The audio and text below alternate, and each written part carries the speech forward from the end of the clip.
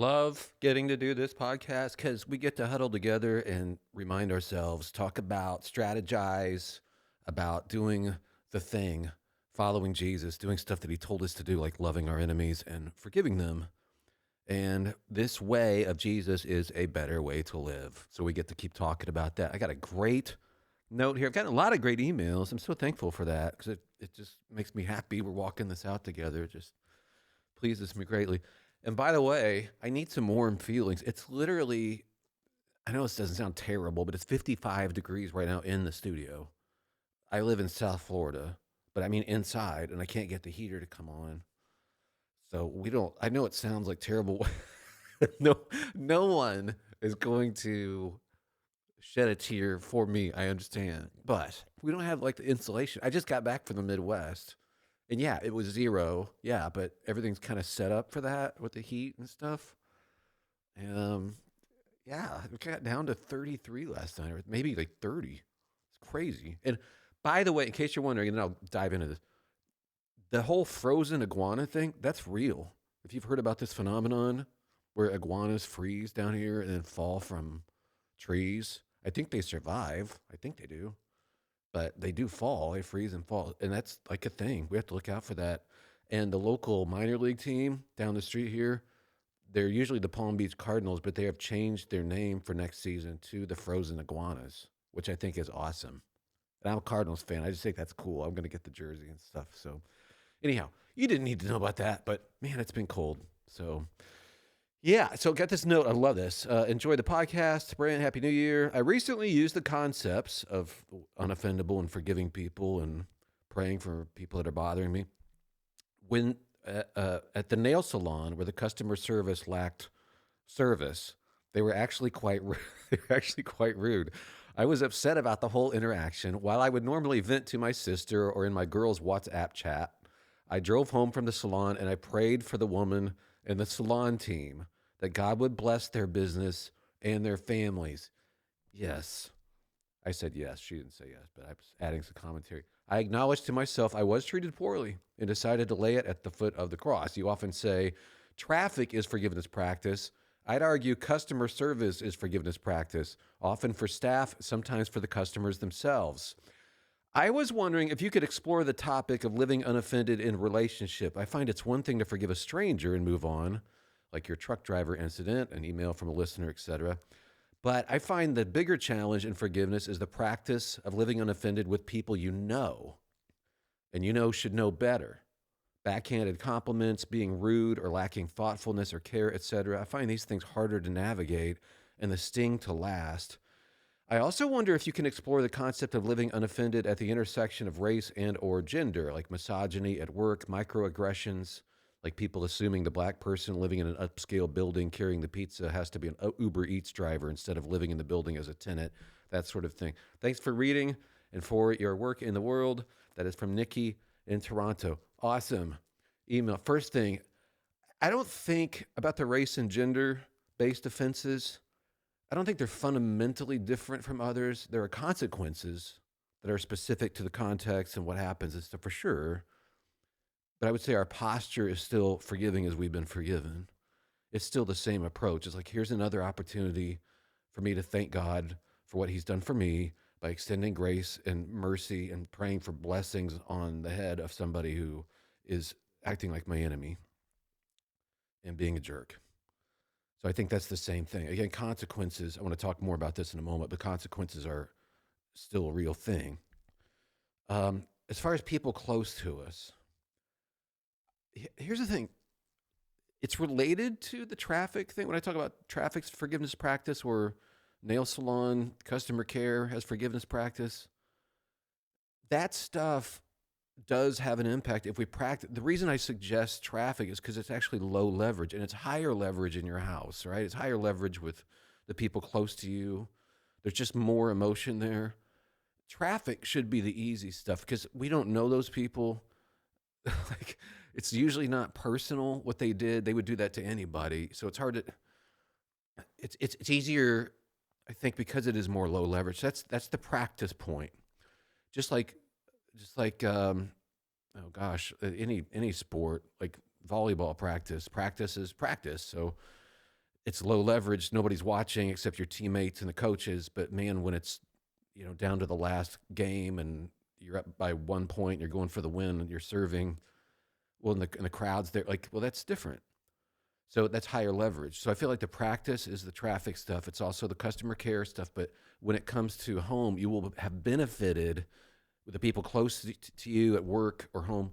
You'll have benefited by having done that other stuff in traffic, if you know what I mean. Like that stuff's actually going to shape your character to help you in the higher leverage situation. So I do think the low leverage practices will affect this, as well as other practices will help.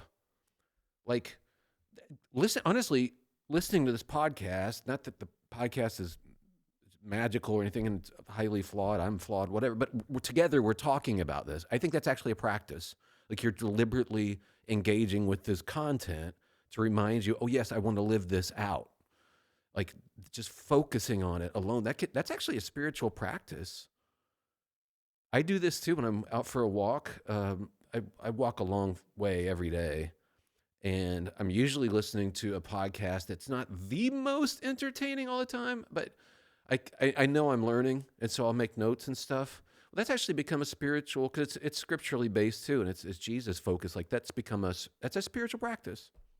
It's not, I don't know, it doesn't sound like one of the fancier ones, but it is one.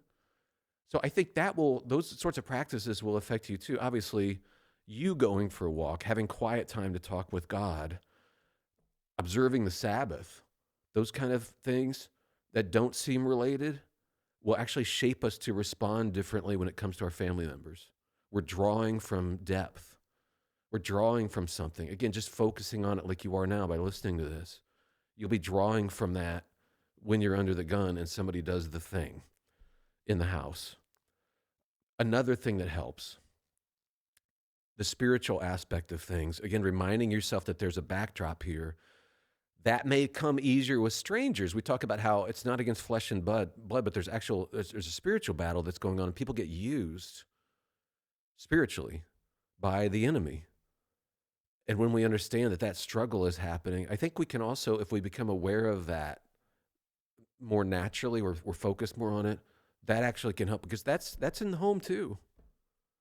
There's a spiritual division thing that wants to get planted, and people can be used like that.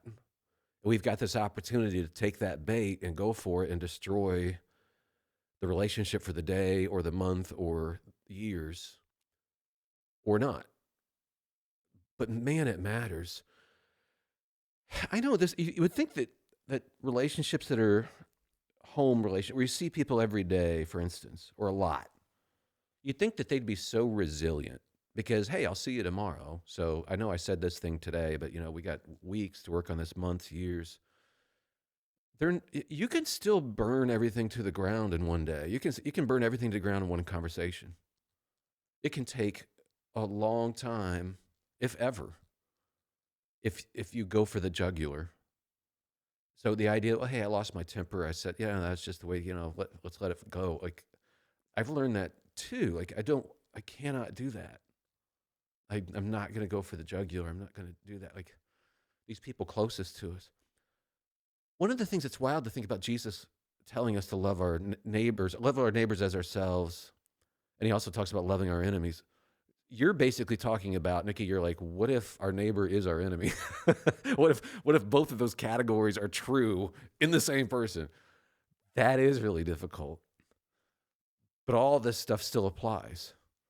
And the wonderful thing about if your enemy is your neighbor, so neighbor just means, like, it's the Old English, the boor, which means like peasant farmer, a boor, B-O-O-R, usually is like how it, but anyway, the boor nigh you. So the peasant farmer near you, like you love the person near you.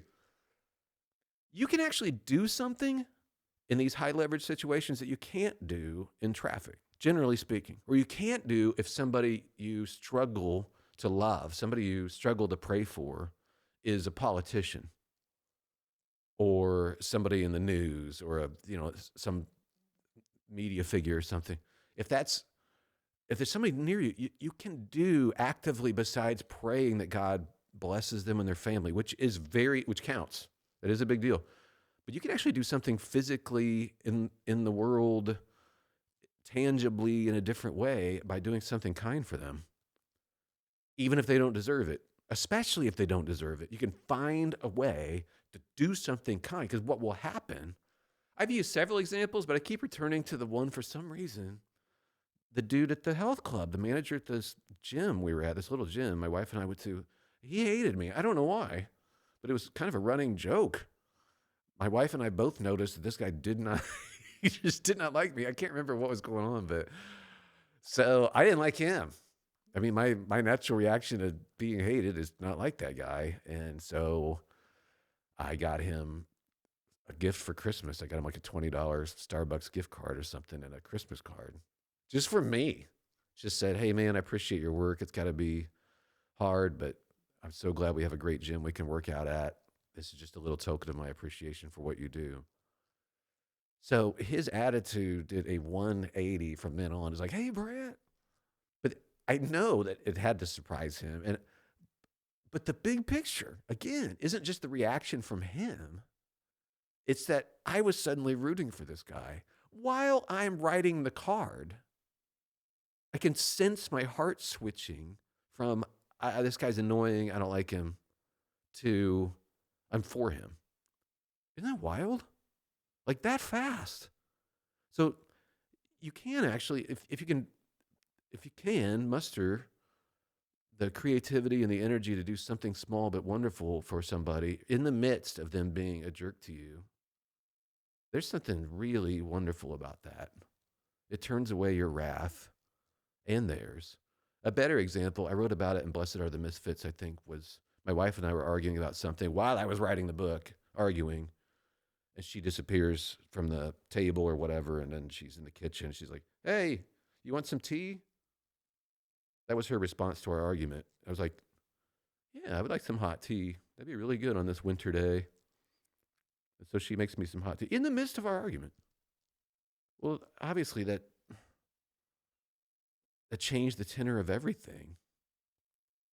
For both of us, I would imagine, certainly for me on the receiving end, but I've been on the giving end, and it works so good. Just blessing your enemies thing, it frees you from stuff, the tension. I don't want to live in a tense house either. I don't want to be in a tense workplace. I want to enjoy things. I want laughter to happen. I like my workplace. I laugh with Sherry. I don't want that to be tense.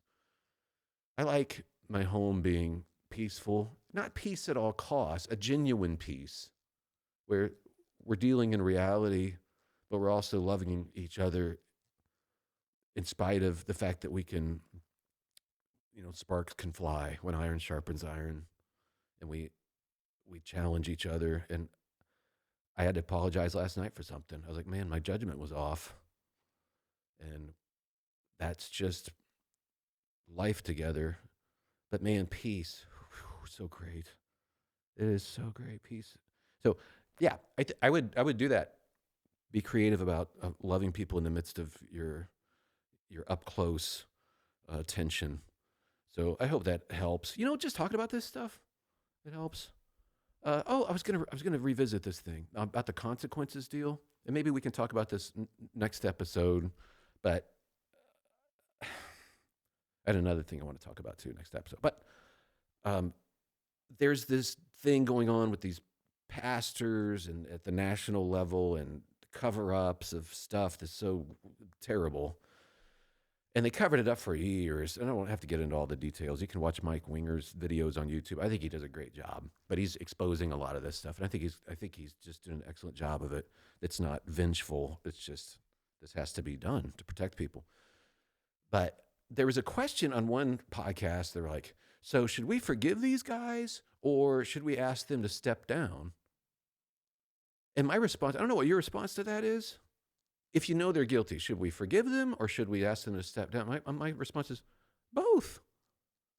Both. We give up our right to anger against them. We give our right to revenge, and there are consequences. There are consequences for what you did.